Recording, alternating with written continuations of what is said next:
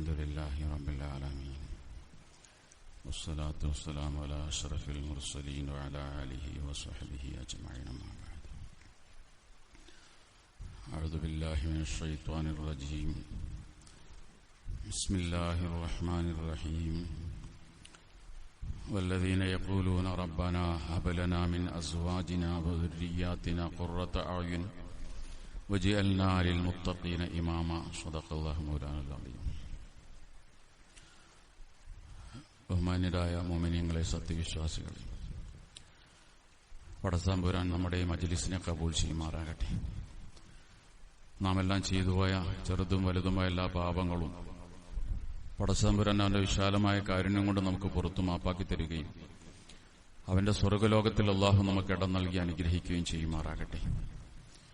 ഈ പരിശുദ്ധമായ റമദാനിനെ അല്ലാഹു നമ്മുടെ അനുകൂല സാക്ഷിയാക്കി തീർക്കുമാറാകട്ടെ.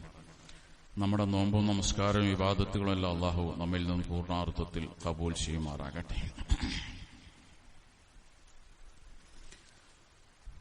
ഒരിക്കൽ സഹാബാക്കൾ മസ്ജിദുൻ നബവിയിൽ ഇരുന്ന് ആയുസ് ദീർഘിക്കുന്നതിനെക്കുറിച്ച് സംസാരിച്ചുകൊണ്ടിരിക്കുകയായിരുന്നു. മനുഷ്യന്റെ ആയുസ് എങ്ങനെയാണ് ദീർഘിക്കുക, ആ വിഷയമാണ് അവർ സംസാരിക്കുന്നത്. ഏതൊരാൾക്കും സന്തോഷം ഉണ്ടാക്കുന്ന കാര്യമാണ് ആയുസ് നീട്ടിക്കിട്ടുക എന്നുള്ളത്. അവരുടെ സംസാരത്തിനിടയ്ക്ക് റസൂൽ സല്ലല്ലാഹു അലൈഹി വസല്ലം അങ്ങോട്ട് കടന്നു വന്നു. ഇവർ സംസാരിക്കുന്നത് ഈ വിഷയമാണെന്ന് മനസ്സിലാക്കിയപ്പോൾ റസൂൽ സല്ലല്ലാഹു അലൈഹി വസല്ലം അവരോട് പറഞ്ഞു, വലൻ യുഅഖിറല്ലാഹു നഫ്സൻ ഇദാ ജാഅ അജലുഹാ. ഒരു മനുഷ്യന്റെ അജൽ എത്തിക്കഴിഞ്ഞാൽ, ആയുസ് എത്തിക്കഴിഞ്ഞാൽ അള്ളാഹു പിന്നെ ആരെയും പിന്തിപ്പിക്കൂല. അങ്ങനെ ഖുർആനിലുണ്ട്. ഇത് അവരോട് പറഞ്ഞു, നിങ്ങൾ ഈ ആയുസ് നീട്ടണ കാര്യം ഇങ്ങനെ ചർച്ച ചെയ്യുന്ന കേട്ടു. പക്ഷെ ആയുസ് എന്ന് പറഞ്ഞാൽ അള്ളാഹു നിശ്ചയിച്ച അവധി എത്തിക്കഴിഞ്ഞാൽ പിന്നെ അള്ളാഹ് ആരെയും പിന്തിപ്പിക്കൊന്നുമില്ല. പിന്നെ എന്താണ് നമ്മളെ ആയുസ് നീട്ടിത്തരാൻ വേണ്ടി പടച്ചോണ്ട് ചോദിക്കുന്നത്? എന്തിനാണ്? പിന്തിപ്പിക്കില്ല എന്ന് അള്ളാഹനെ പറഞ്ഞിട്ടുണ്ട്. അപ്പോൾ ആയുസ് നീട്ടിക്കിട്ടുക എന്ന് പറഞ്ഞാൽ അർത്ഥം നമ്മൾ വിചാരിച്ചതുപോലെ നമുക്കൊരു 65 വയസ്സ് തീരുമാനിച്ചിരുന്നു, നമ്മൾ ദുആ ചെയ്തുകൊണ്ട് 70 ആക്കി തന്നു, അങ്ങനെയൊന്നുമല്ല. ഒരാൾ എത്ര വർഷം ജീവിക്കണമെന്ന് മാതാവിന്റെ ഗർഭാശയത്തിൽ വെച്ച് പടച്ചോൻ തീരുമാനിച്ചതാണ്. അതൊരു എഴുത്താണ്. ആ എഴുത്തൊന്നും മാറൂല. പിന്നെന്താണ് ഈ ആയുസ് നീട്ടിക്കിട്ടാൻ വേണ്ടി പടച്ചോണ്ട് ചോദിക്കുന്നത്? ഒരാൾക്ക് ആയുസ് നീട്ടിക്കിട്ടുക എന്ന് പറഞ്ഞാൽ അതിന്റെ അർത്ഥം അയാൾക്ക് അല്ലാഹു തആല നല്ല മക്കളെ കൊടുക്കുക എന്നാണ്, സ്വാലിഹീങ്ങളായ മക്കളെ കൊടുക്കുക എന്നാണ് അതിനർത്ഥം. നാളെ മഹ്ശറിൽ ഒരു മനുഷ്യന്റെ ആയുസ് മലക്കുകൾ വിളിച്ചു പറയും. നമ്മുടെ ഓരോരുത്തരുടെയും പേര് വിളിക്കുമ്പോൾ ഇന്നയാൾ അബ്ദുൽ ഖാദർ 1000 കൊല്ലം ജീവിച്ചു എന്ന് മലക്ക് വിളിക്കും, പേര് വിളിക്കും. അപ്പോൾ അബ്ദുൽ ഖാദർ കേട്ടിട്ട് പറയും, മലക്കെ നിങ്ങൾക്ക് തെറ്റിപ്പോയി, ഞാൻ 100 വയസ്സിൽ മരിച്ചു പോകുന്നയാളാണ്, നിങ്ങൾക്ക് തെറ്റിപ്പോയി എന്ന് പറയും. അപ്പൊ മലക്ക് പറയും, എനിക്ക് തെറ്റിയിട്ടില്ല, തെറ്റിയത് നിങ്ങൾക്ക് തന്നെയാണ്. നിങ്ങൾക്ക് അല്ലാഹു തആല 9 മക്കളെ തന്നിരുന്നില്ലേ? ആ 9 മക്കളും 100 കൊല്ലം ജീവിച്ചിട്ടുണ്ടല്ലോ, നിങ്ങളും 100 കൊല്ലം ജീവിച്ചിട്ടുണ്ട്. നിങ്ങൾക്ക് അല്ലാഹു തന്ന 9 മക്കളും സ്വാലിഹീങ്ങളായിരുന്നു. ആ മക്കളെല്ലാം നിങ്ങൾക്ക് വേണ്ടി നിങ്ങളുടെ മരണശേഷം പ്രാർത്ഥിച്ചിട്ടുണ്ട്. വലദുൻ സ്വാലിഹുൻ യദ്ഉ ലഹു, മാതാപിതാക്കൾക്ക് വേണ്ടി പ്രാർത്ഥിക്കുന്ന മക്കൾ, സ്വാലിഹായ മക്കൾ. അപ്പൊ ആ പ്രാർത്ഥനയെല്ലാം നിങ്ങളുടെ മരണശേഷം നിങ്ങളുടെ ഖബറിലേക്ക് ലഭിച്ചിട്ടുണ്ട്. അപ്പൊ സത്യത്തിൽ നിങ്ങൾ 100 കൊല്ലമേ ഈ മണ്ണിന്റെ മുകളിൽ ജീവിച്ചുള്ളെങ്കിൽ പോലും ആ മണ്ണിനടിയിൽ നിങ്ങൾക്ക് ഒരു 900 വർഷത്തെ ഇബാദത്ത് നിങ്ങൾക്കങ്ങ് കിട്ടിയിട്ടുണ്ട്. നിങ്ങൾ ചെയ്ത ഇബാദത്ത് 100 വർഷമാണെങ്കിലും നിങ്ങളുടെ 9 മക്കളുടെ ഇബാദത്ത് നിങ്ങൾക്ക് ഖബറിലേക്ക് കിട്ടിയിട്ടുണ്ട്. എന്തിനാണ് ഭൂമിലോകത്ത് ജീവിച്ചിരിക്കുന്നത്? ഭൂമിലോകത്ത് ജീവിക്കുന്നതിന്റെ യഥാർത്ഥ ലക്ഷ്യം കച്ചവടം ചെയ്യലൊന്നുമല്ലല്ലോ, ഇബാദത്ത് ചെയ്യലാണ്. അത് നിങ്ങളുടെ മക്കളായിട്ട് നിങ്ങൾക്ക് തന്നിട്ടുണ്ട്, കാരണം മക്കൾ സ്വാലിഹ്യങ്ങളായിരുന്നു. അപ്പൊ സത്യത്തിൽ എന്റെ റിക്കാർഡിലുള്ളത് നിങ്ങളുടെ 100 കൊല്ലത്തെ ഇബാദത്തല്ല, നിങ്ങൾ 1000 കൊല്ലം ജീവിച്ചു എന്നാണ് എന്റെ റിക്കാർഡിലുള്ളത്. കാരണം 1000 കൊല്ലത്തെ ഇബാദത്ത് നിങ്ങൾക്കിവിടെ രേഖപ്പെടുത്തിയിട്ടുണ്ട്. അതിന് കാരണം നിങ്ങളുടെ 9 സ്വാലിഹ്യങ്ങളായ മക്കളാണ്. അതുകൊണ്ട് ഈ ജീവിതത്തിലെ ലാഭം എന്ന് പറയുന്നത് നമുക്ക് നല്ല മക്കളുണ്ടാകല. അതാണ് ഈ ജീവിതത്തിന്റെ ലാഭം. അതില്ലെങ്കിൽ ഈ ജീവിതം നഷ്ടമാണ്. നമ്മളൊരു 10-60 കൊല്ലം ജീവിച്ചു, അതേ നമ്മുടെ റെക്കോർഡിൽ ഉണ്ടാവുള്ളൂ. പക്ഷെ കുറച്ച് കൂടുതൽ മക്കളുണ്ടെങ്കിലോ നമുക്കിതെല്ലാം നമ്മുടെ ആയുസ്സായി പടച്ചമ്പരെ പരിഗണിച്ചുകൊണ്ടിരിക്കുക. ഒരു 2 വയസ്സുള്ള ഒരു കുട്ടിയുള്ള ഒരു സ്ത്രീ ഒരിക്കലൊരു ചൈൽഡ് സൈക്കോളജി അറിയാവുന്ന ഒരു കൌൺസിലറുടെ അടുക്കൽ കൌൺസിലിംഗിന് വേണ്ടി വരുന്നുണ്ട്. എന്നിട്ട് അവര് ചോദിച്ചു, എനിക്ക് മകന് 2 വയസ്സായി, ഞാനിവനെ ഇവിടെ കൊണ്ടുവന്നത് എങ്ങനെ ഇവനെ വളർത്തണമെന്ന സൈക്കോളജി പഠിക്കാനാണ്. ഒരു കുട്ടിയെ വളർത്തേണ്ട സൈക്കോളജി പഠിക്കാനാണ് നിങ്ങളുടെ അടുക്കൽ വന്നത്. അപ്പോൾ അദ്ദേഹം പറഞ്ഞു, നിങ്ങൾ എന്റെ അടുക്കൽ വരാൻ 3 വർഷം വൈകിപ്പോയി. അപ്പൊ ഈ സ്ത്രീ അത്ഭുതപ്പെട്ടു. എന്റെ മകന് 2 വയസ്സേ ആയിട്ടുള്ളൂ. 2 വയസ്സുള്ള കുട്ടിയെ കൊണ്ട് 3 വർഷം മുമ്പ് ഞാൻ എങ്ങനെയാണ് നിങ്ങളുടെ അടുക്കൽ മകനെ എങ്ങനെ വളർത്തണമെന്ന് പഠിപ്പിക്കാൻ വേണ്ടി വരിക? അപ്പോൾ അദ്ദേഹം പറഞ്ഞു, സത്യത്തിൽ നിങ്ങളുടെ മകനെ വളർത്താൻ നിങ്ങൾ ശ്രമിക്കേണ്ടത് ജനിച്ചത് മുതലല്ല. നിങ്ങൾ ഇങ്ങനെ ഒരു മകനെ നിങ്ങൾ ലക്ഷ്യമാക്കിയ സമയം മുതലാണ് നിങ്ങൾ ഈ മകനെ വളർത്താൻ ആരംഭിക്കേണ്ടത്. കാര്യം മനസ്സിലാകും, നമ്മളെല്ലാം മക്കളെ വളർത്താൻ ആരംഭിക്കുന്നത് മക്കൾ ജനിച്ച സമയം മുതലാണ്. അതുകൊണ്ടാണ് പലപ്പോഴും മക്കൾ സ്വാലിഹാകാതെ പോകുന്നത്. നബി സല്ലല്ലാഹു അലൈഹി വസല്ലം ഒരിക്കൽ പറഞ്ഞു, സ്വർഗത്തിൽ ആദ്യം കടക്കുന്ന ആളുകളെ കുറിച്ച് ഞാൻ നിങ്ങൾക്ക് പറഞ്ഞു തരട്ടെയോ? അലാ ഉനബ്ബിഉക്കും ബി അഹ്ലിൽ ജന്ന. ആദ്യം സ്വർഗത്തിൽ കിടക്കുന്ന ആളുകൾ ആരൊക്കെയെന്ന് പറഞ്ഞു തരട്ടെ? ബലാ യാ റസൂലല്ലാഹ്, അത് ഇനി പറഞ്ഞു കേട്ടെ നബിയെ. അന്നബിയൂൻ, നബിമാരാണ് ആദ്യം സ്വർഗത്തിൽ കിടക്കുക. തുടർന്ന് വസ്സിദ്ദീഖുൻ, സിദ്ദീഖീങ്ങളാണ്. അബൂബക്കർ സിദ്ദീഖ് റളിയല്ലാഹു അൻഹുവിനെ പോലുള്ള സിദ്ദീഖീങ്ങളായ ആ കാറ്റഗറിയിലുള്ള ആളുകളാണ് രണ്ടാമതായി സ്വർഗത്തിൽ കിടക്കുക. മൂന്നാമത് സ്വർഗത്തിൽ കിടക്കുന്നത് വറജുലുൻ സാറ അഖാഹു, ഒരു മുസ്ലിമായ മനുഷ്യൻ തന്റെ മുസ്ലിമായൊരു സഹോദരനെ സന്ദർശിക്കാൻ വേണ്ടി ഒരു സ്ഥലത്ത് പോയി. സന്ദർശിക്കാൻ വേണ്ടി മാത്രം. അങ്ങനെ അവനെ കണ്ട് സന്ദർശിച്ച് സലാം പറഞ്ഞ് കുശലാന്വേഷണം നടത്തി തിരിച്ചു പോന്നു. ഈ മനുഷ്യനാണ് മൂന്നാമത് സ്വർഗത്തിൽ കിടക്കുക. എന്ന് പറഞ്ഞാൽ തന്റെ മുസ്ലിമായ സഹോദരനോടുള്ള സ്നേഹബന്ധം പുതുക്കാൻ വേണ്ടി യാത്ര ചെയ്ത ആൾ എന്നർത്ഥം. എന്നിട്ട് പ്രവാചകൻ ചോദിച്ചു, ഞാൻ നിങ്ങൾക്ക് സ്വർഗത്തിൽ ആദ്യം കിടക്കുന്ന സ്ത്രീകളെ കുറിച്ച് പറഞ്ഞു തരട്ടെ? ഇതൊക്കെ പുരുഷന്മാരാണല്ലോ. അൽ വലൂദുൽ വദൂദ്, സ്വർഗത്തിൽ ആദ്യം കിടക്കുന്ന സ്ത്രീകൾ അൽ വലൂദ്, ധാരാളം പ്രസവിക്കുന്ന സ്ത്രീകളായിരിക്കും. അൽ വദൂദ്, ഭർത്താവിനെ ധാരാളം സ്നേഹിക്കുന്ന സ്ത്രീകളുമായിരിക്കും. ഇതിലാണ് സ്ത്രീകളുടെ കൂട്ടത്തിൽ ഏറ്റവും ആദ്യം കിടക്കുക. അപ്പൊ ഏറ്റവും കുഞ്ഞുങ്ങളുണ്ടായ സ്ത്രീകൾ, മാതാക്കളാണ് സ്വർഗത്തിൽ ആദ്യം കിടക്കുക. കുഞ്ഞുങ്ങൾ കുറഞ്ഞവർക്ക് സ്വർഗപ്രവേശനം പിന്നെയും താമസിക്കുമെന്നാണ് പറഞ്ഞതിനർത്ഥം. അപ്പൊ ഒരു മക്കൾ ഉണ്ടാവുക എന്നുള്ളത് സൗഭാഗ്യമാണ്. ആ മക്കൾ സ്വാലിഹ്യങ്ങളായി വരിക എന്നുള്ളത് അതിലേറെ സൗഭാഗ്യമാണ്. വിശുദ്ധ ഖുർആനിൽ സ്വർഗത്തെക്കുറിച്ച് ഉപയോഗിച്ചൊരു പ്രയോഗമാണ് ബുഷ്റ. ബുഷ്റ എന്ന് സ്വർഗത്തെക്കുറിച്ച് പറയുന്നുണ്ട് ഖുർആനിൽ പലയിടത്തും. മക്കളെക്കുറിച്ച് പറഞ്ഞിടത്തെല്ലാം ഖുർആൻ പറഞ്ഞൊരു പ്രയോഗമാണ് ബുഷ്റ. സ്വർഗത്തിന് വേണ്ടി ഉപയോഗിച്ച അതേ വാക്കാണ് മക്കളെക്കുറിച്ച് ഉപയോഗിക്കുക. ലഖദ് ജാഅത് റുസുലാ ഇബ്രാഹീമ ബിൽ ബുഷ്റ, നമ്മുടെ ദൂതന്മാരായ മലക്കുകൾ ഇബ്രാഹിം നബിയുടെ അടുക്കൽ ബുഷ്റയുമായി വന്നു. മകനുണ്ടാകാൻ പോകുന്നു എന്ന സന്തോഷ വാർത്തയുമായി വന്നു. അപ്പൊ മക്കൾ എന്ന് പറയുന്നത് ദുനിയാവിലെ സ്വർഗമാണ്, ആഖിറത്തിലെ സ്വർഗത്തിലേക്ക് എത്തിപ്പെടാനുള്ള കാരണവുമാണ്. ഈ 2 പോയിന്റ് നമ്മളൊന്ന് മനസ്സിലാക്കി വെക്കണം. മക്കൾ ദുനിയാവിലെ സ്വർഗമാണ്, ആഖിറത്തിലെ പരലോകത്തെ സ്വർഗത്തിലെത്താൻ ഈ മക്കൾ ഒരു പ്രധാനപ്പെട്ട കാരണവുമാണ്. നേരെ തിരിച്ചും, മക്കൾ ദുനിയാവിലെ നരകവുമാണ്, നാളെ നരകത്തിലേക്ക് നമ്മളെ എത്തിക്കാൻ ഒരു പ്രധാനപ്പെട്ട കാരണവുമാണ്. ഇത് 2 മനസ്സിലാക്കണം. 2 വഴിക്ക് മക്കൾ ഉണ്ടാകാം. ഖുർആൻ പരിശോധിച്ച 2 പ്രയോഗം നമുക്ക് കാണാൻ കഴിയും. ഒരു സ്ഥലത്ത് ഖുർആനിൽ മക്കളെക്കുറിച്ച് പറഞ്ഞത് ഖുറത്തു ഐൻ, കണ്ണിന്റെ കുളിർമ എന്നാണ്. കണ്ണിന്റെ കുളിർമ. അതേ ഖുർആൻ തന്നെ മറ്റൊരു സ്ഥലത്ത് മക്കളെക്കുറിച്ച് പറഞ്ഞത് ഫിത്ന, നാശം, നശിച്ചവർ. അപ്പൊ ഈ മക്കൾ തന്നെ 2 രീതിയിലും വരാം. നമ്മളെ ദുനിയാവിൽ നമുക്ക് സ്വർഗം സമ്മാനിക്കാനും ആഖിറത്തിൽ നമ്മളെ സ്വർഗത്തിലെത്തിക്കാനും മക്കൾ ഉപകരിക്കുന്നത് പോലെ തന്നെ ദുനിയാവിൽ നമുക്ക് നരകതുല്യമായ ഒരു ജീവിതം നൽകാനും നാളെ നമ്മളെ നരകത്തിലെത്തിക്കാനും ഈ മക്കളെ കൊണ്ട് കഴിയും. ഏത് വേണമെന്ന് നമ്മൾ തീരുമാനിക്കാം. അവിടെയാണ് നമ്മുടെ മക്കളെ സ്വാലിഹ്യങ്ങളാക്കേണ്ടതിന്റെ ആവശ്യകത നമ്മൾ പഠിച്ചു മനസ്സിലാക്കേണ്ടത്. ഒരു കുടുംബത്തിൽ സ്നേഹമുണ്ടാകണം. ഭാര്യ ഭർത്താവിനെയും ഭർത്താവ് ഭാര്യയെയും സ്നേഹിക്കണം. ഇവർ 2 പേരും മക്കളെ സ്നേഹിക്കണം. മക്കൾ മാതാപിതാക്കളെ സ്നേഹിക്കണം.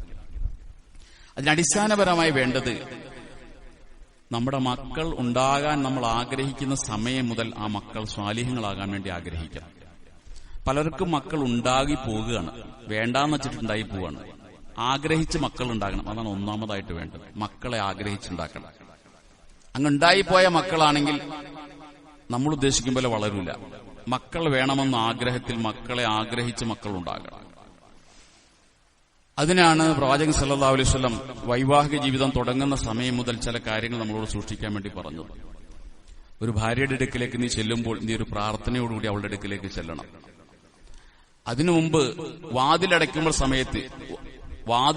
സമയത്ത് പോലും വദുക്കുരിസ്മില്ല, ബിസ്മി ചൊല്ലിട്ട് വാതിലടയ്ക്കണം. നിന്റെ ബെഡ്റൂമിലേക്ക് കയറി വാതിലടയ്ക്കുമ്പോൾ നീ ബിസ്മി പറയണം. എന്തിനാ?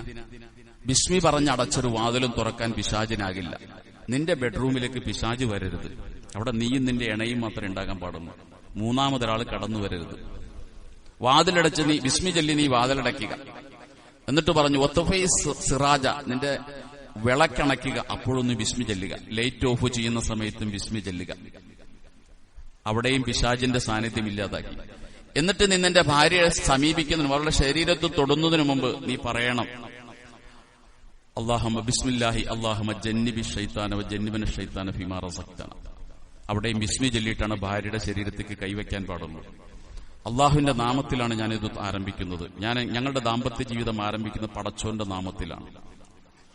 അള്ളാഹുവേ, ഞങ്ങൾക്ക് ഈ ബന്ധത്തിൽ നീ ഒരു കുട്ടിയെ നിശ്ചയിച്ചിട്ടുണ്ടെങ്കിൽ ആ കുട്ടിയിൽ നിന്നും പൈശാചികമായ സ്വാധീനങ്ങൾ നീ ഇല്ലാതാക്കി കളയണം. ഈ പ്രാർത്ഥന പറയാതെ ഒരു ഇണയുടെ ശരീരത്തിൽ ഒരാൾ കൈവയ്ക്കരുത്. റസൂൽ സല്ലല്ലാഹു അലൈഹി വസല്ലം പറഞ്ഞു, ആ ബന്ധത്തിൽ അള്ളാഹു അവർക്ക് കുട്ടിയെ തീരുമാനിച്ചിട്ടുണ്ടെങ്കിൽ ആ കുട്ടിയിൽ നിന്നും പൈശാചികമായ ഉപദ്രവങ്ങളെ അള്ളാഹു തആല ഇല്ലാതാക്കി കളയും. ആ കുട്ടിയെ തൊടാൻ പിന്നെ പിശാചിന് കഴിയില്ല. അങ്ങനെ തുടങ്ങുന്നൊരു ബന്ധം ഒരു കുട്ടിയെ ആഗ്രഹിച്ചുകൊണ്ട്, കുട്ടി വേണമെന്ന താല്പര്യത്തിലാണ് ഒരു മുസ്ലിമായ ഒരു ഭാര്യയും ഭർത്താവും അവരുടെ വൈവാഹിക ജീവിതം ആരംഭിക്കുന്നത് തന്നെ. കുട്ടിക്ക് വേണ്ടി പ്രാർത്ഥിച്ചുകൊണ്ട്, കുട്ടിയെ ആഗ്രഹിച്ചുകൊണ്ടാണ്. അങ്ങനെ ഭാര്യ ഗർഭിണിയായി കഴിഞ്ഞാൽ അവിടെ മുതൽ ഭാര്യയും ഭർത്താവും ചില കാര്യങ്ങൾ ശ്രദ്ധിക്കണം. ഭാര്യ തീർത്തും ഒരു ദീനിയായ ഒരു ചുറ്റുപാടിൽ അവളുടെ ശരീരത്തെ അവൾ ജീവിപ്പിക്കണം. ഒരു കുട്ടിക്ക് കേൾവിശക്തി ഗർഭാശയത്തിലേ വളരും. ഗർഭാശയത്തിലെ കുട്ടിക്ക് കേൾക്കാൻ കഴിയും. കണ്ണ് പിന്നീട് ഉണ്ടാവില്ല, കാഴ്ച പിന്നീടേ ഉണ്ടാവൂ. അതുകൊണ്ട് പുറം ലോകത്ത് നടക്കുന്നതെല്ലാം ഈ കുട്ടി കേൾക്കുന്നുണ്ട് ചെവി വളരുന്നതോടുകൂടി. അതുകൊണ്ട് ഗർഭിണിയായ ഒരു സ്ത്രീ അവൾ നല്ലത് കേൾക്കാനും നല്ലത് കാണാനും ശ്രമിക്കണം. അവളുടെ ഭർത്താവ് സക്കരിയ നബി അലൈഹി സ്വലാത്തു വസ്സലാം, ഭാര്യ ഗർഭിണിയായ സമയത്ത് സക്കരിയ നബി അലൈഹി സ്വലാം നോമ്പനുഷ്ഠിച്ചു. ഭാര്യ ഗർഭിണിയായ ഭർത്താവിനെ നോമ്പൊടിക്കുക. അദ്ദേഹം നോമ്പനുഷ്ഠിച്ചു. കാരണം എന്റെ ഭാര്യയുടെ ഗർഭാശയത്തിൽ വളർന്നു വരുന്ന കുഞ്ഞ് സാലിഹാകണമെങ്കിൽ എന്റെ പ്രാർത്ഥനയും കൂടി ആവശ്യമുണ്ടെന്ന് സക്കരിയ നബി അലൈഹി സ്വലാം മനസ്സിലാക്കുകയാണ്. അങ്ങനെ ആ ഗർഭകാലം ഈ രീതിയിൽ പൂർത്തീകരിച്ചാൽ ഒരു കുഞ്ഞ് ജനിച്ചാൽ ഉടനെ ഒരു കുഞ്ഞിന്റെ വിഷയത്തിൽ പരിശുദ്ധമായ ദീനുൽ ഇസ്ലാം പഠിപ്പിച്ച ചില പ്രാഥമികമായ ചില കാര്യങ്ങളുണ്ട്. ഒന്ന്, ആ കുഞ്ഞ് ജനിച്ചാൽ ഉടനെ ആ കുഞ്ഞിന് മധുരം തൊട്ട് കൊടുക്കും. വലത് ചെവിയിൽ ബാങ്ക് വിളിക്കുക, ഇടത് ചെവിയിൽ ഇഖാമത്ത് വിളിക്കുക. പിന്നെ ആ കുഞ്ഞിന് മധുരം തൊട്ട് കൊടുക്കുക. ഇന്നി ഉഈദുഹാ ബിക വ ദുർരിയതഹാ മിനശ് ശൈത്വാനിർ റജീം എന്നൊരു പ്രാർത്ഥന പറയുക, പൈശാചികമായ ശല്യങ്ങൾ ഇല്ലാതിരിക്കാൻ. ആ കുഞ്ഞിന് മധുരം തൊട്ട് കൊടുക്കുക. ഇതൊക്കെ സഹീഹായ ഹദീസുകളിൽ, ഇമാം മുസ്ലിം ഉദ്ധരിക്കുന്ന സഹീഹായ ഹദീസുകളിൽ ഇത്തരം കാര്യങ്ങളൊക്കെ സ്ഥിരപ്പെട്ടു വന്നതാണ്. ഇതിലൊന്നും മുസ്ലിം ലോകത്ത് അഭിപ്രായ വ്യത്യാസമില്ല. ഇന്നലെ നമ്മൾ പറഞ്ഞ അബൂ തൽഹ റളിയല്ലാഹു അൻഹു, ഇസ്ലാം മഹറായി വിവാഹം കഴിച്ച അബൂ തൽഹ റളിയല്ലാഹു അൻഹു, അദ്ദേഹം ഒരിക്കൽ യാത്ര പോയി. അദ്ദേഹത്തിന് ഒരു കുഞ്ഞുണ്ട്. അദ്ദേഹം പോയ സമയത്ത് കുഞ്ഞിന് അല്പം രോഗം മൂർച്ഛിച്ചു. തിരിച്ചു വരുമ്പോൾ അദ്ദേഹത്തിന്റെ കുഞ്ഞു മരണപ്പെട്ടു. ഭാര്യ ഉമ്മു സുലൈം റളിയല്ലാഹു അൻഹ വീട്ടിലുള്ള ആളുകളോട് പറഞ്ഞു, കുഞ്ഞു മരിച്ചിട്ടുണ്ട്, ഭർത്താവ് ഇവിടെ ഇല്ല. അദ്ദേഹം വരുന്ന സമയത്ത് കുഞ്ഞു മരിച്ച വിവരം നിങ്ങൾ ആരും പറയരുത്, ഞാൻ പറഞ്ഞോളാം, ഞാനത് വളരെ കൃത്യമായി അവതരിപ്പിച്ചോളാം. അബൂ തൽഹ തിരിച്ചു വന്നു. കുഞ്ഞിന് എങ്ങനെയുണ്ടെന്ന് ചോദിച്ചു. അപ്പോൾ പറഞ്ഞു, കുഞ്ഞു മുമ്പുള്ളതിനേക്കാൾ നന്നായിരിക്കുന്നു എന്ന് പറഞ്ഞു. മരിച്ച വിവരം പറയുന്നില്ല, നല്ല അവസ്ഥയിലാണെന്ന് പറഞ്ഞു. ഉടനെ ഭർത്താവിന് ഭക്ഷണം കൊടുത്തു. അദ്ദേഹം ഭക്ഷണം കഴിച്ചു. അവർ കിടന്നുറങ്ങി. അവരുടെ ശാരീരിക ബന്ധമൊക്കെ നടന്നു. അത് കഴിഞ്ഞപ്പോൾ ഈ ഭാര്യ പറഞ്ഞു, ഉമ്മു സുലൈം ഭർത്താവിനോട് പറഞ്ഞു, കുട്ടി മരിച്ചു പോയിരുന്നു, ഞാൻ നിങ്ങളോടത് പറയാതിരുന്നതാണ്, കുട്ടി മരിച്ചുപോയി, ഞങ്ങൾ അവരെ കബറടക്കി. അബൂതൽഹയ്ക്ക് ദേഷ്യം സഹിക്കാൻ കഴിഞ്ഞില്ല. നീ എന്താണ് ഈ പറയുന്നത്? എന്റെ കുഞ്ഞു മരിച്ചിട്ടാണോ എന്നെ കൊണ്ട് ഭക്ഷണം കഴിപ്പിച്ചത്? എന്നിട്ടാണോ ഈ ഒരു ശാരീരിക ബന്ധത്തിന് ഏർപ്പെടാൻ വേണ്ടി നീ എന്നെ സമ്മതിച്ചത്? വല്ലാത്ത സങ്കടമായി. അദ്ദേഹം പിറ്റേന്ന് രാവിലെ സുബഹിക്ക് മദീന പള്ളിയിൽ ചെന്ന് റസൂൽ സല്ലല്ലാഹു അലൈഹി വസല്ലമയുടെ കാര്യം പറഞ്ഞു, നബിയെ, ഇങ്ങനെ ഒരു പണി പറ്റിച്ചു എന്റെ ഭാര്യ. അപ്പോൾ നബി സല്ലല്ലാഹു അലൈഹി വസല്ലം പറഞ്ഞു, എന്റെ അടുക്കൽ ജിബ്രീൽ വന്നിരുന്നു, നിങ്ങളുടെ വിവരം എന്നെ അറിയിച്ചിരുന്നു. നിങ്ങളുടെ ഇന്നലത്തെ ആ ബന്ധത്തിൽ അള്ളാഹു നിങ്ങൾക്കൊരു നല്ല കുഞ്ഞിനെ സമ്മാനിക്കാതിരിക്കുന്നു എന്നുകൂടി റസൂൽ സല്ലല്ലാഹു അലൈഹി വസല്ലം പറയുന്നുണ്ട്. ആ ബന്ധത്തിലുണ്ടായ ഒരു കുഞ്ഞ് ജനിച്ചു. ആ കുഞ്ഞ് ജനിച്ച സമയത്ത് അനസ് റളിയല്ലാഹു അൻഹു പറയാണ്, ഉമ്മു സുലൈം എന്റെ ഉമ്മയാണ്, ഈ കുഞ്ഞിനെയും കൂട്ടി റസൂൽ സല്ലല്ലാഹു അലൈഹി വസല്ലം അടുക്കലേക്ക് വന്നു. പ്രവാചകൻ തന്റെ വായിൽ ഒരു ഈത്തപ്പഴം, ഒരു കാരക്കയിട്ട് ചവച്ചിട്ട് ആ കുഞ്ഞിന്റെ വായിലേക്ക് നന്നായി ചവച്ച് അത് പ്രവാചകൻ ആ കുഞ്ഞിന്റെ വായിലേക്ക് വെച്ചു കൊടുത്തു. ആ കുഞ്ഞതിങ്ങനെ അല്പാൽപമായി ഇറക്കി. ഇതിനാണ് തഹ്നീക്ക് എന്ന് പറയുക. ഒരു കുഞ്ഞ് ജനിച്ചാൽ ചെയ്യേണ്ട പ്രാഥമികമായ ഒരു കാര്യമാണ്. ഇതൊരു സഹാബിയുടെ ഇമാം മുസ്ലിം റിപ്പോർട്ട് ചെയ്യുന്ന വേറെയും ഹദീസുകളുണ്ട്. അസ്മാ റളിയല്ലാഹു അൻഹ, അബൂബക്കർ റളിയല്ലാഹു അൻഹുവിന്റെ മകളാണ് അസ്മ. മദീനയിലേക്ക് ഹിജറ ചെയ്തു വന്ന ആദ്യം പ്രസവിച്ച പെണ്ണാണ് അസ്മാ റളിയല്ലാഹു അൻഹ. അബ്ദുല്ലാഹ് ഇബ്നു സുബൈർ റളിയല്ലാഹു അൻഹുവിനെ പ്രസവിച്ചു. ഖുബാ പള്ളിക്ക് അടുത്ത് വെച്ചാണ് ആ പ്രസവം നടക്കുന്നത്. അസ്മാ റളിയല്ലാഹു അൻഹ പറയാണ്, ഞാൻ എന്റെ കുഞ്ഞിനെ പ്രവാചകന്റെ അടുക്കിലേക്ക് കൊണ്ടുചെന്നു. പ്രവാചകൻ ആ കുഞ്ഞിന് വായിലേക്ക് ഈത്തപ്പഴം ചവച്ച് അരച്ചു വെച്ചു കൊടുത്തു. അപ്പൊ ഇതൊരു കുഞ്ഞിന്റെ പ്രാഥമികമായി ചെയ്യേണ്ട, ഒരു ജനിച്ചാൽ ഉടനെ ചെയ്യേണ്ട ചില കാര്യങ്ങളാണ്. കുഞ്ഞിന് തഹ്നീക്ക്, അതുപോലെ തന്നെ പേരിടുക. 7-ാം ദിവസം കുഞ്ഞിന് പേരിടുക. അക്കീക്ക അറുത്തു കൊടുക്കുക. അക്കീക്ക അറുത്തു കൊടുക്കുക എന്നുള്ള പ്രബലമായൊരു സുന്നത്താണ്. കുല്ലു മൗലൂദിൻ മർഹൂന, എല്ലാ കുഞ്ഞുങ്ങളെയും അള്ളാഹു പണയം വെച്ചിരിക്കുകയാണ് ആ കുഞ്ഞിന്റെ അക്കീക്ക അറക്കുന്ന സമയം വരെ. മാതാപിതാക്കൾ ആ കുഞ്ഞിനെ തൊട്ട് അക്കീക്ക അറക്കുന്നില്ലെങ്കിൽ ആ കുഞ്ഞിനെ ബന്ധനത്തിൽ നിന്ന് മോചിപ്പിക്കപ്പെടുന്നില്ല. അതുകൊണ്ട് എല്ലാ കുഞ്ഞുങ്ങൾക്കും അക്കീക്ക അറുത്തു കൊടുക്കണം. ആൺകുട്ടിയാണെങ്കിൽ 2 ആട്, പെൺകുട്ടിയാണെങ്കിൽ 1 ആട്. ഇതാണ് അതിന്റെ പൂർണ്ണമായ സുന്നത്ത് എന്ന് പറയുന്നത്. അതാണ് അക്കീക്ക അറക്കുക. 7-ാം ദിവസം കുഞ്ഞിന്റെ മുടി കളയുക. മുടി തൂക്കി നോക്കിയിട്ട് അതിന്റെ തൂക്കത്തിനനുസരിച്ച് സ്വർണം സാധുക്കൾക്ക് സദക്ക കൊടുക്കുക. സ്വർണം കൊടുക്കാനുള്ള പൈസ അല്ലെങ്കിൽ വെള്ളിയെങ്കിലും കൊടുക്കുക. ആ കുഞ്ഞിന് നല്ലൊരു പേരിടുക. പേരിൽ എന്തിരിക്കുന്നു എന്ന് ചോദിക്കുന്ന ആൾക്കാരുണ്ട്. പേരിലാണ് എല്ലാം ഇരിക്കുന്നത്. ഖുർആൻ പലയിടത്തും പേരിനെ കുറിച്ച് പറയുന്നുണ്ടല്ലോ. സബ്ബിഹിസ്മ റബ്ബിക്കൽ അഅല, നിന്റെ റബ്ബിന്റെ പേരിനെ നീ ഓർക്കുക. അള്ളാഹു അവന്റെ പേരിനെ കുറിച്ച് പലയിടത്തും പറയുന്നുണ്ട്. ആദം നബി അലൈഹി സ്വലാമിനെ അള്ളാഹു ആദ്യം പഠിപ്പിച്ചു കൊടുത്തത് പേരുകളാണ്, നാമങ്ങളാണ്. അതുകൊണ്ട് പേരിൽ വലിയ പ്രാധാന്യമുണ്ട്. ഒരു കുഞ്ഞിന്റെ ഭാവിയെ നിശ്ചയിക്കുന്നതിൽ പേരിന് പ്രാധാന്യമുണ്ട്. മാതാപിതാക്കളുടെ മനസ്സിൽ അള്ളാഹു കിട്ടുകൊടുക്കുന്ന ഒരു ബോധനമാണ് പേരിനെ കുറിച്ചുള്ള ഒരു അറിയിപ്പ്. അപ്പൊ നല്ല പേരുകൾ മക്കൾ കിട്ടിക്കഴിഞ്ഞാൽ അതനുസരിച്ച് മക്കൾ നന്നായി വരും. മറിയം എന്ന് പേരിട്ടു ഹന്നാ ബീവി തന്റെ മകൾക്ക്. ഭർത്താവ് മരിച്ചുപോയിരുന്നു. പേരിടാനുള്ള അവകാശം സത്യത്തിൽ പിതാവിനാണ്, ഉമ്മയ്ക്കല്ല. പക്ഷേ മറിയം ബീവിക്ക് പേരിടുന്നത് ഉമ്മയാണ്. കാരണം ഇമ്രാൻ ഭർത്താവ് നേരത്തെ മരിച്ചുപോയി, കുട്ടിക്ക് വാപ്പയില്ല, ഗർഭിണിയായിരിക്കുമ്പോൾ തന്നെ മരിച്ചു പോയിട്ടുണ്ട്. ഇന്നി സമ്മൈതുഹാ മറിയമ,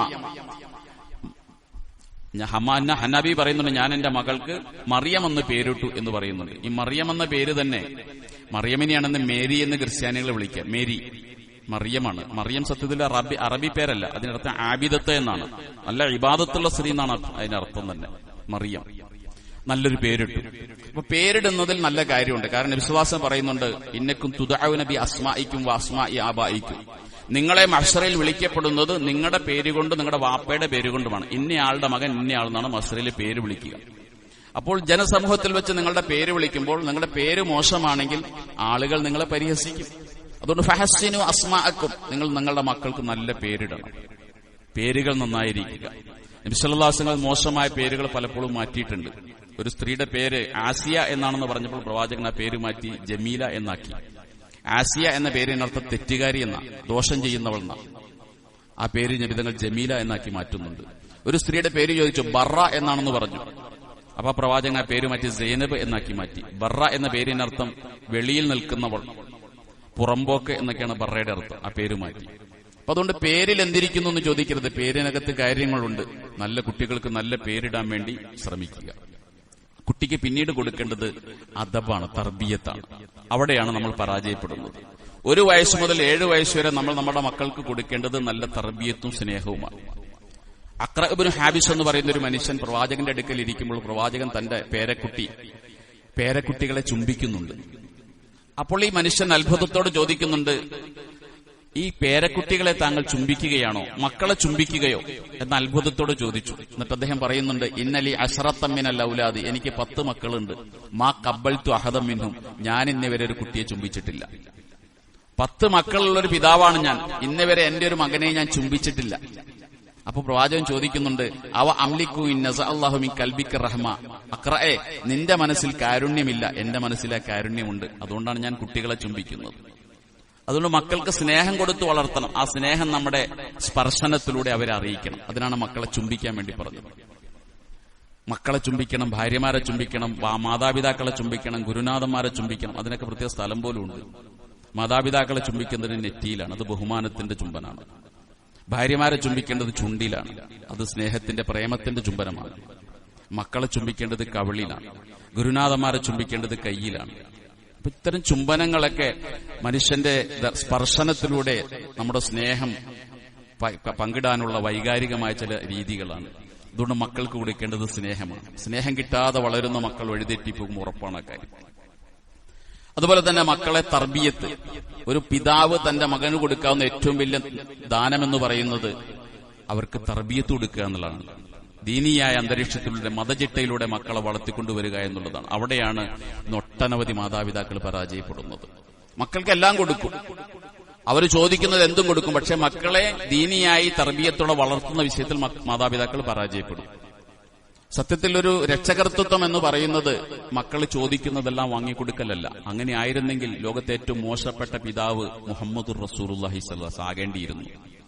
ആ നബിയുടെ കയ്യിൽ മക്കൾ ചോദിച്ചതൊന്നും കൊടുക്കാനുണ്ടായിരുന്നില്ല, പട്ടിണിയായിരുന്നു. 2 മാസത്തോളം ഞങ്ങളുടെ വീട്ടിൽ തീ പുകഞ്ഞിട്ടില്ല എന്ന് ആയിഷാബി പറയുന്നുണ്ട്. 2 മാസം ഞങ്ങളുടെ അടുപ്പ് പുകഞ്ഞിട്ടില്ല. അപ്പൊ ചോദിച്ചു, നിങ്ങൾ എന്ത് കഴിച്ചാണോ 2 മാസം ജീവിച്ചത്? അൽ അസ്വദാനി, 2 കറുത്ത വസ്തുക്കൾ, കാരക്കയും പച്ചവെള്ളവും തിന്നാൻ ഞങ്ങൾ ജീവിച്ചത്. അപ്പൊ മുത്തുറസൂലിന്റെ വീട്ടിൽ പട്ടിണിയായിരുന്നു 2 മാസം. മക്കൾ ചോദിച്ചതൊന്നും കൊടുക്കാനുണ്ടായിരുന്നില്ല. പക്ഷെ മുത്തുറസൂലിന്റെ മക്കൾ ലോകത്തെ മാതൃകാ പുരുഷന്മാരായി. നാളെ സ്വർഗത്തിൽ ഫാത്തിമ എന്ന് പറയുന്ന മകൾ നാളെ സ്വർഗത്തിലുണ്ട്, സ്വർഗസ്ത്രീകളുടെ നേതാവായിട്ടുണ്ടാകും. ആ ഫാത്തിമ പട്ടിണി കിടന്നാണ് വളർന്നത്. ഒരിക്കൽ റസൂൽ സല്ലല്ലാഹു അലൈഹി വസല്ലം ഫാത്തിമ ബീവിയെ കാണാൻ പോകുന്ന ഒരു രംഗമുണ്ട്. കൂടെ ഒരാളുമുണ്ട്. വീടിന്റെ വെളിയിൽ നിന്നും മകളെ വിളിക്കുന്നുണ്ട്, മകളെ ഞാനങ്ങ് കടന്നു വരട്ടെയോ? അപ്പോൾ ഫാത്തിമ ബീവി പറയുന്നുണ്ട്, വാപ്പ നിങ്ങൾ ഇപ്പൊ വരരുത്, നിങ്ങളുടെ സംസാരം കേട്ടിട്ട് കൂടെ ഒരാളുണ്ടെന്ന് ഞാൻ മനസ്സിലാക്കുകയാണ്. ഇപ്പോൾ എന്റെ അടുക്കിലേക്ക് അങ്ങേക്ക് വാപ്പയ്ക്ക് കടന്നു വരാം, പക്ഷെ കൂടെയുള്ള ആൾക്ക് കാണാൻ പറ്റിയൊരു അവസ്ഥയിലല്ല ഞാനുള്ളത്. എന്റെ ശരീരം പൂർണ്ണമായും മറയ്ക്കാനുള്ള വസ്ത്രം ഇപ്പോൾ എനിക്കില്ല. വാപ്പയ്ക്ക് എന്നെ കാണാൻ പറ്റും, പക്ഷെ കൂടെയുള്ള ആൾക്ക് എന്നെ കാണാൻ പറ്റിയൊരു അവസ്ഥയിലല്ല ഞാനുള്ളത്. ശരീരം മറയ്ക്കാനുള്ള വസ്ത്രം എനിക്കില്ല. അപ്പോൾ പ്രവാചകൻ സല്ലല്ലാഹു അലൈഹി വസല്ലം തന്റെ തലയിൽ കിടന്ന തട്ടമെടുത്തിട്ട് വീട്ടിലേക്ക് വലിച്ചെറിഞ്ഞു കൊടുക്കുന്നുണ്ട്. ഫാത്തിമ ബീവി അതെടുത്ത് ശരീരം ഇങ്ങനെ മൂടി പുതച്ചിട്ട് കടന്നു വരാൻ വേണ്ടി അനുമതി കൊടുക്കുന്നുണ്ട്. 2 പേരും കൂടി കടന്നു വരും. ആദ്യം വാപ്പ മകളോട് ചോദിക്കുന്നത് എന്തുണ്ട് വിശേഷമെന്നാണ്. അതിന് ബീവി ഫാത്തിമ പറഞ്ഞ മറുപടി, വാപ്പ ഇന്നത്തെ എന്റെ വിശേഷം 4 ദിവസമായി വയറ്റിലേക്ക് എന്തെങ്കിലും ചെന്നിട്ട്. ആ പ്രവാചകനോടാണ് മലകൾ കെഞ്ചിയത്, ഞങ്ങൾ വേണമെങ്കിൽ സ്വർണമായി തരാം അങ്ങയ്ക്ക് വേണ്ടി. മദീനയിലെ മലകൾ പ്രവാചകനോട് പറഞ്ഞു, ഞങ്ങൾ സ്വർണമാകാം അങ്ങയ്ക്ക് വേണ്ടി. ജിബിരിൽ വന്നങ്ങനെ പറഞ്ഞിരുന്നു, ഈ മലകളെ വേണമെങ്കിൽ സ്വർണ്ണാക്കി തരാം. ആ പ്രവാചകന്റെ മകളാണ് 4 ദിവസമായി ഈ വയറ്റിലേക്ക് എന്തെങ്കിലും കഴിച്ചിട്ട്. അപ്പോഴാണ് റസൂൽ സല്ലല്ലാഹു അലൈഹി വസല്ലം വയറ് പൊക്കി കാണിച്ചു കൊടുത്തു, മോളെ ഈ ഉപ്പയുടെ അവസ്ഥ അത് തന്നെയാണ്, ഉപ്പയും പട്ടിണിയാണ്, ഉപ്പയും ഭക്ഷണം കഴിച്ചിട്ട് ദിവസങ്ങളായി. അപ്പൊ മക്കള് ചോദിക്കുന്നതെല്ലാം വാങ്ങിക്കൊടുക്കാൻ റസൂലിന്റെ അടുക്കൽ ഉണ്ടായിരുന്നില്ല. പട്ടിണി കിടന്നാണ് റസൂലിന്റെ മക്കൾ വളർന്നത്. പക്ഷേ ആ റസൂലിന്റെ മക്കൾ മാതൃകാ പുരുഷന്മാരായി മാറി. അതുകൊണ്ട് മക്കൾക്ക് ചോദിക്കുന്നതെല്ലാം വാങ്ങിക്കൊടുക്കലല്ല മക്കളോടുള്ള സ്നേഹമെന്ന് പറയുന്നത്. മക്കൾക്ക് ആവശ്യമുള്ള തർബിയത്ത് ദീനിയായ ചിട്ടയിൽ മക്കളെ വളർത്താൻ കഴിയുക എന്നുള്ളതാണ്. അവിടെയാണ് നമ്മൾ പരാജയപ്പെടുന്നത്. അതുകൊണ്ട് ആ രീതിയിൽ നമ്മുടെ മക്കളെ വളർത്തുക. അതോടൊപ്പം തന്നെ മക്കളെ ശപിക്കരുതൊരിക്കലും. മക്കൾ എത്ര മോശക്കാരാണെങ്കിലും മക്കളെ ശപിക്കരുത്. ലാ തൽഅനു ഔലാദക്കും, നിങ്ങൾ നിങ്ങളുടെ മക്കളെ ശപിക്കരുത്. എത്ര കുരുത്തം കെട്ട മക്കളാണെങ്കിലും ശപിക്കരുത്. കാരണം അല്ലാഹു സുബ്ഹാനഹു വ തആല തട്ടിക്കളയാത്തൊരു പ്രാർത്ഥനയാണ് മാതാപിതാക്കളുടെ പ്രാർത്ഥന. അത് അനുകൂലമായി ചെയ്താലും പ്രതികൂലമായി ചെയ്താലും അള്ളാഹു ദുആ സ്വീകരിക്കുന്ന ഒരു സമയമുണ്ട്. ആ സമയത്താണ് നമ്മൾ നമ്മുടെ മക്കളെ ശപിക്കുന്നതെങ്കിൽ ആ ശാപപ്രാർത്ഥന നമ്മുടെ മക്കൾ കേൾക്കുന്നതിന് കാരണമായി തീരും. ഒരിക്കലും മക്കളെ ശപിക്കരുത്. എത്ര മോശക്കാരാണെങ്കിലും ആ മക്കൾക്ക് വേണ്ടി പ്രാർത്ഥിക്കുക. നമ്മുടെ പ്രാർത്ഥന അള്ളാഹു സ്വീകരിക്കും.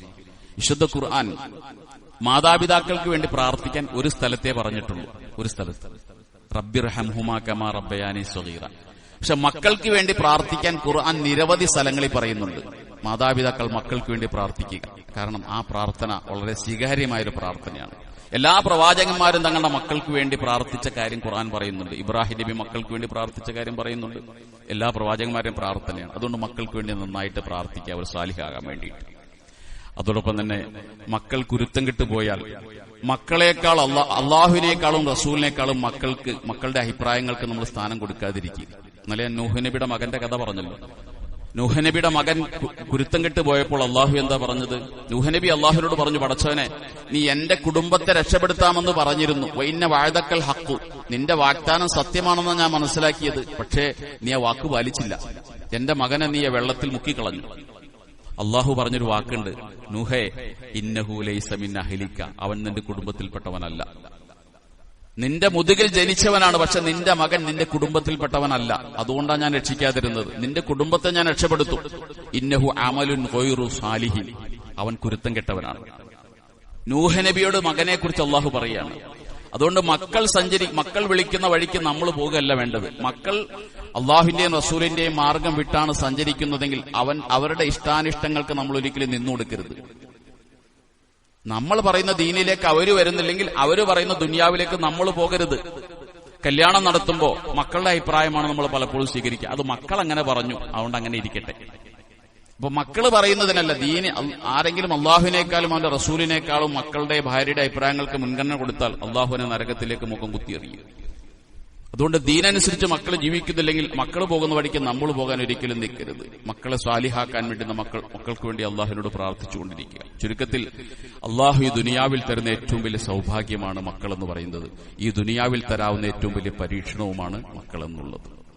അതുകൊണ്ടാണ് വിശ്വാസം പറയുന്നുണ്ട്, അന്ത്യനാളാകുമ്പോൾ ചില മാതാപിതാക്കൾ ഖേദിക്കുമെന്ന മക്കൾ ഉണ്ടായിപ്പോയതിന്റെ പേര്. അവർ പറയും, പടച്ചോനെ, ഈ സ്ഥാനത്തൊരു പട്ടിക്കുഞ്ഞായിരുന്നെങ്കിൽ, ഒരു പന്നിക്കുഞ്ഞായിരുന്നെങ്കിൽ എന്നും മാതാപിതാക്കൾ മക്കളെക്കുറിച്ച് വിലപിക്കുന്നൊരു കാലം വരാതെ ഈ ലോകം അവസാനിക്കില്ല എന്നുകൂടി റസൂൽ സല്ലല്ലാഹു അലൈഹി വസല്ലം പറഞ്ഞു വെച്ചിട്ടുണ്ട്.